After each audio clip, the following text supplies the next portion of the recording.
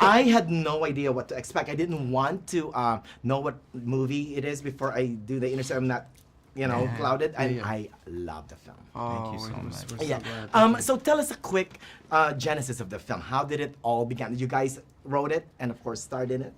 Yeah, we've known each other for a very long time, and we, about 10 years ago, one of our producers, Jess Calder, found Rafael's through some of his poetry videos, asked if he had ever thought about using some of those techniques in a film, and soon after that, I sort of met Jess and Keith via a gig he was supposed to do that he canceled on, that was at Obama's first inauguration. I never confirmed. he never confirmed it. And you canceled on Obama's No, I know. see, that's when you start this. No, I know it better to be. Crazy. So he had something better to do than Oh perform at my the inauguration. God. Right? Whatever. It wasn't at the inauguration. It wasn't Beyonce and then Diggs.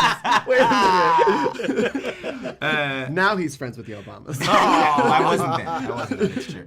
But no, so we met in performance, and we had already been friends and sort of scheming on how we were gonna all end up writing this film together anyway. So it worked. All four of us started working on this film, and shortly after that, Oscar Grant was murdered at Fruitvale BART Station, blocks away from where we lived. We knew we wanted to tell an Oakland story in verse, and at that time, that was the story of Oakland, was the sort of Oakland's response to this tragedy. The great thing about taking 10 years to write a thing is it allowed us to sort of find more nuance in the story and adapt it over time to fit with the way the conversation happens today. It is interesting that Oakland, if there's a best supporting for a city, I mean, Oakland will win, right? So. I mean, it's That's a character what a great in statement. its own. We really right? hope so. Yeah. Another thing that I like about the film is how effective it is with, it's like a mixed media.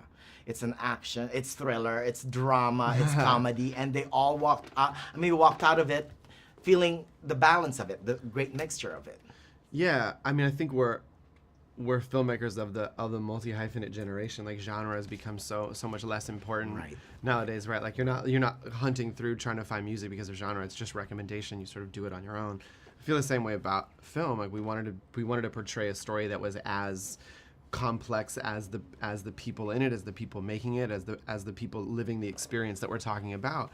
And in that, comedy and tragedy are like, they're bedfellows, right? They're constantly coexisting. So I think we were just trying to tell the story the way that we were raised to think, which is sort of in duality in a multi-hyphenated way. So Blindspotting in itself, if you want to not have the case of Blindspotting, you have to look more than what's being presented to you. Am I right in saying that? Yeah, that's a great way of describing it. You have to work. You're always going to be conditioned to see the side of an issue that's closest to your experience.